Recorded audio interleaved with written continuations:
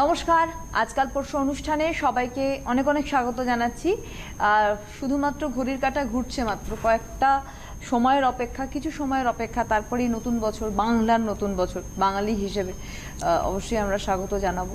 এবং এক্ষুনি একটা মজার কথা বলছিলাম যে কেমন যাবে, তো আমাকে বললেন যে আরে ইংরেজি বছর শেষেও যা বলছেন বাংলা বছরের শেষেও তাই বলছেন। বিষয়টা তা নয়, বিষয়টা হচ্ছে কেমন যাচ্ছে, আগামী দিন কতটা ভালো করতে পারবো, এই শব্দটা বোধহয় বলা ভালো, কারণ নিজেদেরও প্রচেষ্টা থাকা দরকার। আমার কথা নয়, যিনি বলেন আমাদের হটস্টেটে রয়েছেন অবশ্যই বিশিষ্ট জ্যোতিষ সংখ্যাতত্ত্ববিদ কৌশিক ডি কাশ্যপ। অনেক স্বাগত কৌশিকদাকে অনুষ্ঠানে আসার জন্য। আপনারা রয়েছেন সরাসরি কৌশিকদার সঙ্গে কথা বলতে এই মুহূর্তে। আমাদের সরাসরি কথা বলার নাম্বার 2514510203, আবার বলছি 2514510203 সরাসরি ফোন করুন আপনাদের প্রশ্ন নিয়ে। ওটা ফোন না করলেই আজকে ভালো হয়। আজকে না একটু সত্যি আমরা গতদিন আলোচনাটা কমপ্লিট করতে পারিনি। কমপ্লিট করা যেহেতু যায়নি, গত একটা নিতে পারি মাত্র শেষের দিকে। শেষের দিকে এখন একটু শুনে নিন, শেষের দিকে লড়াই করবেন, যারটা লেগে যাবে তার সাথে কথা বলবো, কোনো অসুবিধা কিছু নেই। একদম।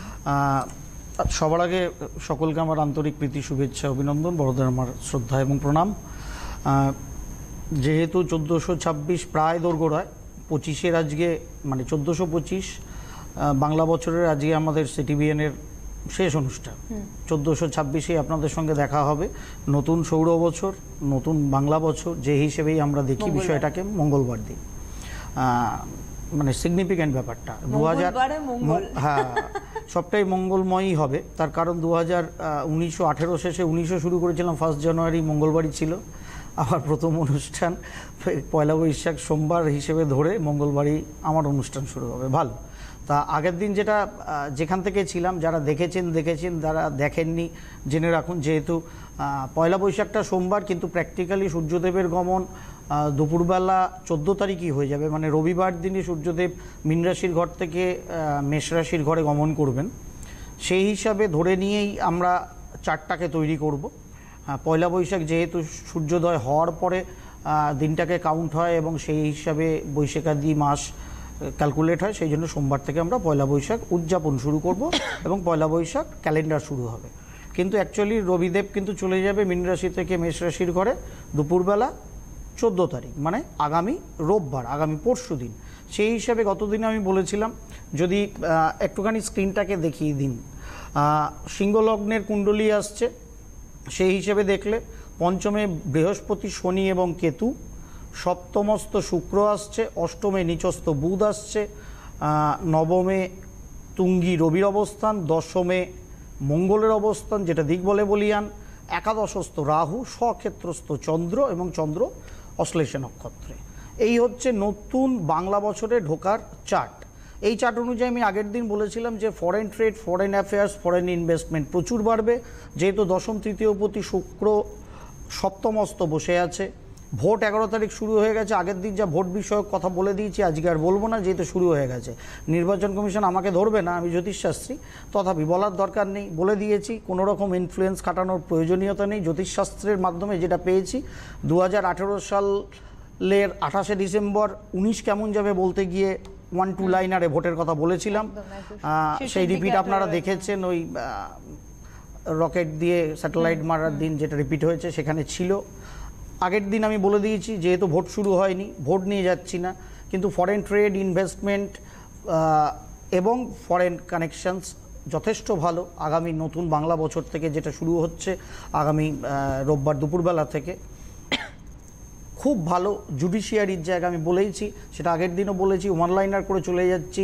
সুপ্রিম কোর্ট কিছু দিগন্ত বিস্তৃত মোটামুটি ডিসিশান নিতে চলেছেন, এবং যেটা দেশ দশের সাপেক্ষে আলটিমেট কিন্তু খুব ভালো হবে। এবং সেখানে কিছু আইনজ্ঞ কিংবা বিচারক, আন্তর্জাতিক স্তরেও কিছু মর্যাদা আগামী দিনে বিচারালয়ে যারা আছেন তারা লাভ করবেন। কারণ নবমে তুঙ্গি রবির অবস্থান, পঞ্চমস্ত বৃহস্পতি শনির গুরু সৌরী যোগ ফ্যাবিউলাস দেখাচ্ছে জুডিশিয়ারিকে। সুতরাং এটা ফ্যান্টাস্টিক। যেহেতু দশমপতি শুক্র সপ্তমে এবং অ্যাজ ওয়েল অ্যাজ সিংহ লগ্নের সাপেক্ষে শুক্র যেহেতু তৃতীয়পতি, সুতরাং তৃতীয় দশমপতি সপ্তমে থাকা এনি কাইন্ড অফ মিডিয়া, আমি 2019 বলতে গিয়েও বলেছিলাম, মিডিয়া কিন্তু ফাটাফাটি জায়গায় আছে। যারা মিডিয়া রিলেটেড কাজ করেন, মিডিয়া যে কোনো, সে প্রিন্ট মিডিয়া হোক, টেলিমিডিয়া হোক, বিশেষ করে টেলিমিডিয়া দুর্দান্ত জায়গায় আছে।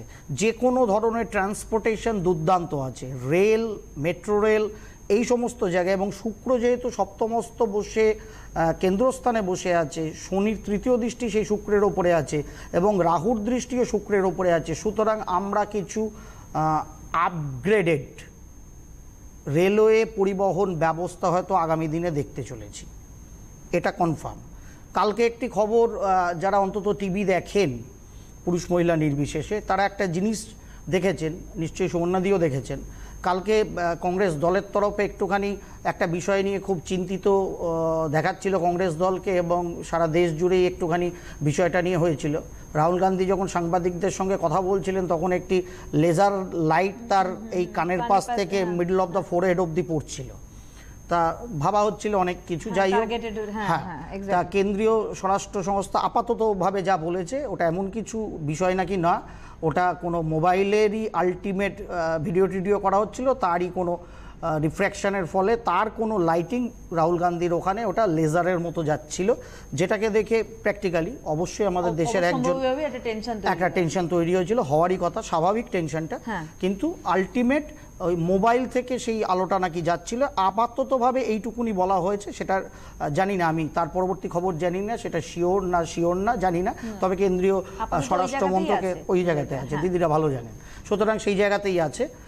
এই যে মোবাইলে ছবি তোলা হচ্ছে কিন্তু তার একটা রেডিয়েশন যাচ্ছে, যেটাকে মনে হচ্ছে লেজার রের মতো। সপ্তমস্ত শুক্র থাকা, রাহু দৃষ্টি এবং সপ্তম ভাবের যে গ্রহ শনি ধনুরাশিতে বসে তৃতীয় দৃষ্টি শুক্রের ওপরে থাকা, এবং যেহেতু কুম্ভ রাশির ঘরটা এয়ারি, মোবাইল টেকনোলজির ক্ষেত্রেও দুর্দান্ত আপগ্রেডেশন হয়তো আগামী দিনে হতে চলেছে রেলওয়ে ট্রান্সপোর্টেশন ব্যবস্থার সাথে সাথে। এমন কিছু মোবাইল হয়তো আমার আপনার হাতে আসবে, পকেটে আসবে, যেখান থেকে ব্রেন ক্যান্সার থেকে আদার্স হার্টের সমস্যা থেকে হ্যান ত্যানগুলো থেকে অনেক হয়তো আমরা মুক্তি পাবো, কারণ সেগুলো মেবি রেডিয়েশন ফ্রি বা লেসার কোয়ান্টিটি রেডিয়েশন সেই মোবাইলগুলোই থাকবে। এরকম কিছু আপগ্রেডেশন মোবাইলের ক্ষেত্রেও কিন্তু হতে পারে, কারণ থার্ড হাউসের মালিকের ওপরে যখন দৃষ্টি শনি এবং রাহুর থাকছে, এটা হতেই পারে। আলটিমেট স্যাটেলাইটের ক্ষেত্রে আমাদের বিজ্ঞানীরা কি করেছেন আমরা তো দেখেইছি, এটা কিন্তু এখনও অবধি অন, কারণ নতুন বাংলা বছরের হরোস্কোপও তাই দেখাচ্ছে।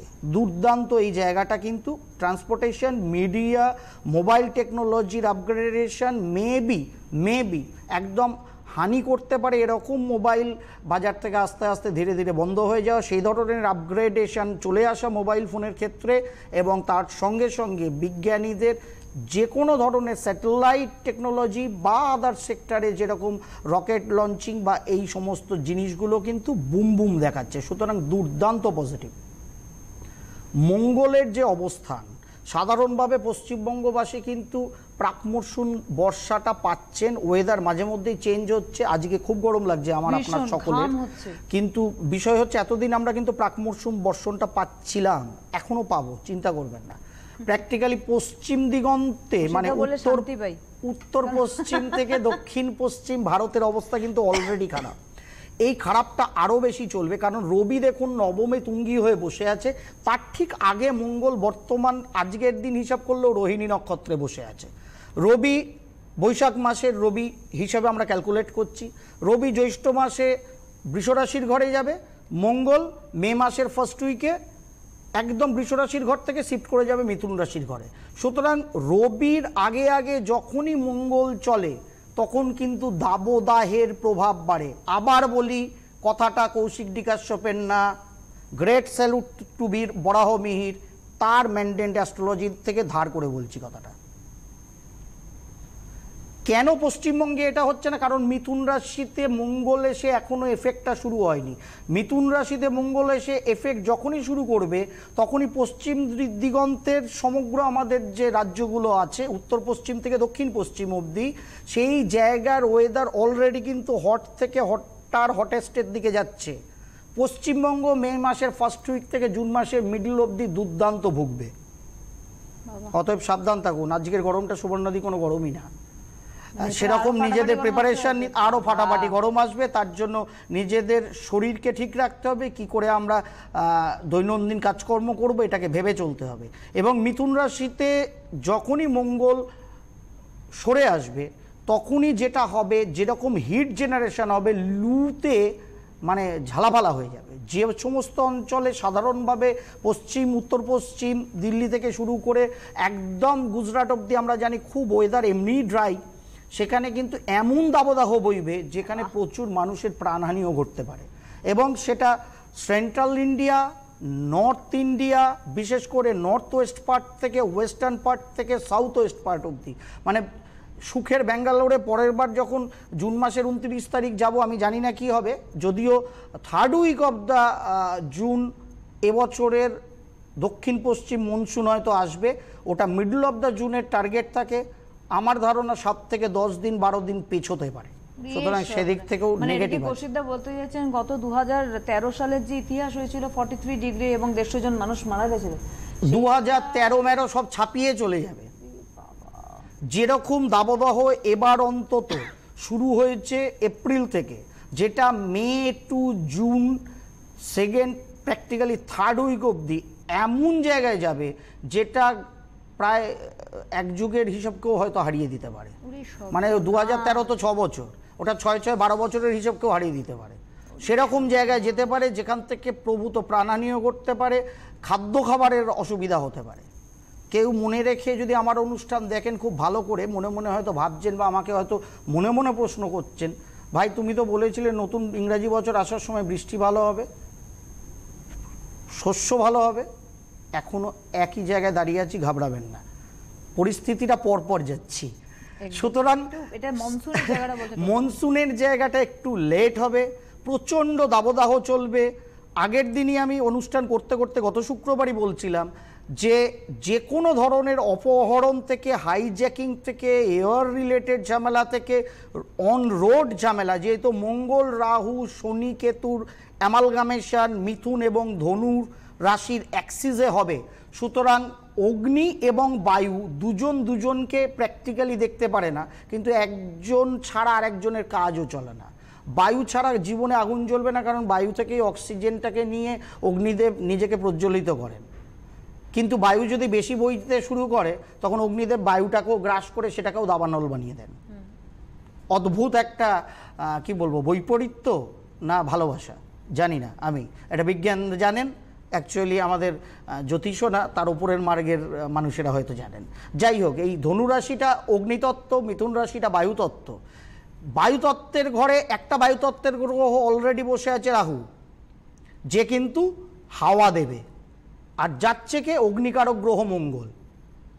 ঠান্ডা প্ল্যানেট স্যাটার্ন বসে আছে ধনুরাশির ঘরে, আগুনে ঘর যেটা, সেখানে মঙ্গলের শ্যাডো কেতু অলরেডি ঢুকে গেছে। সুতরাং ভয়ঙ্কর রকম এয়ারে এবং অন রোড দুটো ক্ষেত্রেই অ্যাক্সিডেন্টাল পারপাস, প্রচণ্ড দাবদাহ, যাকে বলে লু বয়ে যাওয়া, মানুষ ঝলসে যাচ্ছে, মারা যাচ্ছে, এরকম পরিস্থিতি।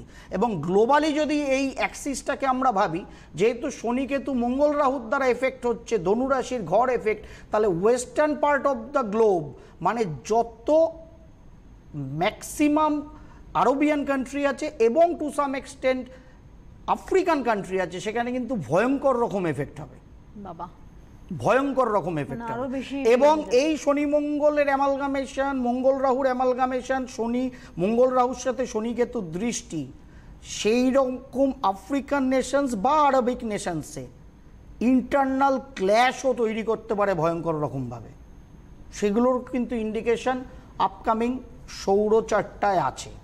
তবে মনসুন আসার পর থেকে যে ধরনের বৃষ্টি হবে, সেখানে মোটামুটিভাবে শস্য শ্যামলা হয়ে যাবে ধরিত্রী, সেটা নিয়ে খুব একটা চিন্তিত হওয়ার কিছু নেই। তবে বর্ষা আসার আগে মানে জুলাই আগস্ট মাস অবধি একটুখানি আমাদের কিন্তু বুঝে চলতে হবে, কি হিট, কি আমাদের শস্য আনাজ এই রিলেটেড কিছু স্কেয়ারসিটি সেইগুলো থাকবে। মোটামুটি অগস্ট সেপ্টেম্বর মানে পুজোর আগে থেকে আস্তে আস্তে জায়গাটা রিকভারি হবে, প্রচুর খাদ্যশস্য এবং প্রচুর ফলমূলাদি উৎপন্ন হবে।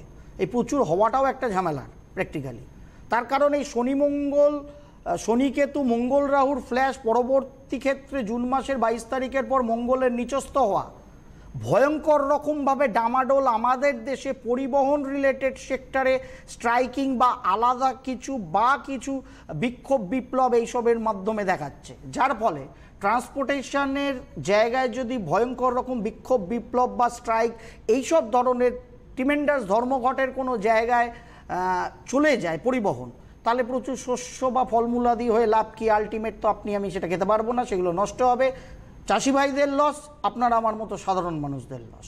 সুতরাং এটা আপকামিং যে সরকার হবেন কেন্দ্রে এবং যারা যারা রাজ্যে সরকার এই হিসেবে আসীন আছেন তাদের ব্যাপারটা একটু আগাম ভেবে রাখতে পারলে সুবিধা হয়। এটা কিন্তু on the cards of new solar year horoscope.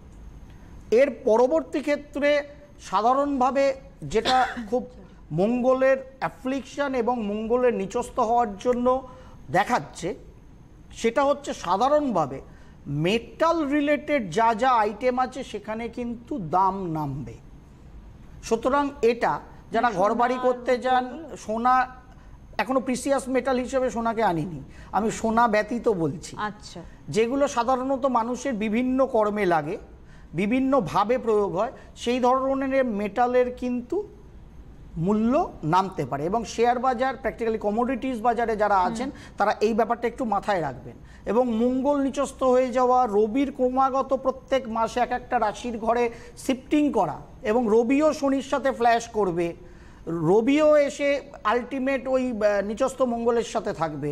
সুতরাং এই জায়গাগুলোয় দাঁড়িয়ে ফার্মা সেক্টরের ওপর একটা কিছু কষাঘাত আসতে চলেছে। এরকম কিছু হতে পারে, শনি কেতুর অ্যামালগামেশন হলে অনেক সময় এমন কিছু রোগের প্রাদুর্ভাব হয় যেটাকে ফাইট করতে সরকার বা মানুষের খুব হেক্টিক একটা সিচুয়েশন তৈরি হয়ে যায় সেক্ষেত্রে। সুতরাং সেই জায়গায় আমাদের অ্যালার্ট থাকতে হবে। এবং দৈনন্দিন জীবনচর্যা, যেহেতু শনির সঙ্গে কেতুর অ্যাটাচমেন্ট, যেটা প্র্যাকটিক্যালি আমাদের নার্ভাস সিস্টেম ডার্মা সেকশনের দিকে নির্দেশ করে শারীরিক পাটে, সুতরাং মানে পোলিও একদম মানে ধনুষ্টঙ্কার জাতীয় কোনো রোগের ভ্যাকসিন, যেটা মোটামুটি আমরা মুক্তই করে ফেলেছি দেশ। এটা পজিটিভ কাজ বোধহয় স্বাধীনতার পর থেকে সব থেকে বেশি ভারতের পজিটিভ কাজ যদি হয়ে থাকে কিছু, এটা হয়েছে। তার জন্য বোধহয় কিছুটা স্যালুট অমিতাভ বচ্চনের প্রাপ্ত। ভাগ্যিস উনি লস করেছিলেন, ভাগ্যিন বিনা পয়সায় সরকারের অ্যাড করতে হতো, তাই হয়তো এটা মুক্ত হলো। যাই হোক, এগুলো অনেকগুলো ইফস অ্যান্ড বার্ডস, দিদিদের আলোচনা, এটা একটা জমিয়ে মোটামুটি 1 ঘন্টার সঙ্গে, এটা সিএন নিউজের আলোচনা, সিটিভিএনের আলোচনা না, দিয়ে দিলাম টপিকটা আর কি। যাই হোক, পোলিও মুক্ত ভারত যেটা হয়েছে, সেখানে যে ডোজটা দেওয়া হয়, যেখানে প্রতিষেধকটা দেওয়া হয়, সেই রিলেটেড কিছু স্কেয়ারসিটি মঙ্গলের নিচস্থ হওয়া, শনি কেতু একত্রিত হওয়ার ফলে আসতে পারে। কারণ এন্ড অফ দ্য এপ্রিল থেকেই শনি দীর্ঘদিনের জন্য বক্রি হবে। 29 তারিখ এপ্রিল মাসের অ্যাকচুয়ালি হবে, 30 তারিখ থেকে যদি কাউন্ট করি 17ই সেপ্টেম্বর অবধি লং স্যাটার্ন বক্রি থাকবে। এই সময় এই সময় থেকে শুরু করে মঙ্গলের সাথে ফ্ল্যাশ এবং রবির সাথে ফ্ল্যাশ, বিভিন্ন জায়গায় শ্রমিক আনরেস্ট বা লেবার আনরেস্ট এসব যেরকম তৈরি করতে পারে। কোনো ধর্মীয় নেতার এই ভোটের বাজারে উল্টাপাল্টা কথা হয়, এটা আমি 2019 সাল পড়ার আগেও বলেছিলাম, এমন কিছু কথা যেটা কিন্তু ওভারঅল সামাজিক ভারসাম্যটাকে লস করতে পারে। সুতরাং সেই দিক থেকে আমাদের যথেষ্ট সাবধানতা অবলম্বন করে থাকা আমার আপনার পক্ষে বাঞ্ছনীয়। যারা ছেলের বিয়ে মেয়ের বিয়ে সাধারণভাবে দেবেন, মঙ্গল যখন এফেক্টেড হয়ে যাবে, অলরেডি এফেক্টেড, আরও বেশি এফেক্টেড হবে মিথুন রাশির ঘরে এলে শনির দৃষ্টিতে, তারপরে নিচস্থ। রবিটা ফ্যান্টাস্টিক, আপাতত সোনার দাম নামার কোনো চান্স নেই, কিন্তু মে মাসের এন্ড পার্ট থেকে সোনার দাম নামার চান্স আছে। নেক্সট মান্থ থেকে সোনার দামের কিন্তু প্রচুর সময় হেরফের হবে, কারণ প্রচুর উৎপাদন চলে আসবে, প্রচুর সোনা থাকবে, ডিম্যান্ড কমে যাবে, যার ফলে দাম নামতে বাধ্য। সেম টু সেম কেস আমরা কিন্তু পাবো আমাদের খনিজ তেলের জন্য, মানে পেট্রোলিয়াম প্রোডাক্টস এবং পেট্রোল ডিজেল এইসবের জন্য। কারণ শনি আপাতত ধনুরাশির ঘরে, সামনের বছর 23 তারিখ যখন মকর রাশির ঘরে শনি গমন করবেন, এবং বর্তমানে দীর্ঘদিন বক্র অবস্থায় থাকা ক্রুড অয়েলের প্রাইসিংয়ের ক্ষেত্রেও কিছুটা লোয়ার লেভেল কিন্তু আশা করা যায়, যেটা সাধারণ মানুষের পক্ষে প্রচুর শাকসবজি ফলমূলাদি হবে। ট্রান্সপোর্টেশন ধর্মঘট বা এইসব ঝামেলা ঝঞ্ঝাটে যদি সেগুলো নষ্ট না হয়, আপনার আমার জন্য সংসার চালানো বা দৈনন্দিন জীবনচর্চা পালনের জন্য which one is very good. Crude অয়েলের দাম যদি নিম্নমুখী হয়, বিশ্বের বাজারে উৎপাদন ভালো হয়, ডিম্যান্ড সেই অনুযায়ী, উৎপাদন বেশি, ডিম্যান্ড তো ফ্ল্যাট, সুতরাং দাম কমতে বাধ্য। সেটা আপনার আমার সাধারণ মানুষের জন্য কিন্তু গুড ইন্ডিকেশন। জানি না ভারতের সরকার তার দাম নামাবে কিনা, কতটা রেসিপ্রোকালে সেটা এফেক্ট করবে আপনার আমার পকেটে, বাট নামবে, আলটিমেট নামবেই ক্রুড অয়েল। সোনার দাম মাঝে মধ্যেই কিন্তু ড্রপ করবে, সুতরাং টাকাটা নিয়ে বসে থাকুন। যখন দেখবেন সোনার দাম নামছে তখনই পারচেস করুন, ছেলে মেয়ের বিয়ে পারপাস বা পরিবারের মানুষের বিয়ে পারপাস, সেটা আপনার জন্য সোনা ইনভেস্টমেন্ট হিসেবে কিন্তু ভালো থাকবে।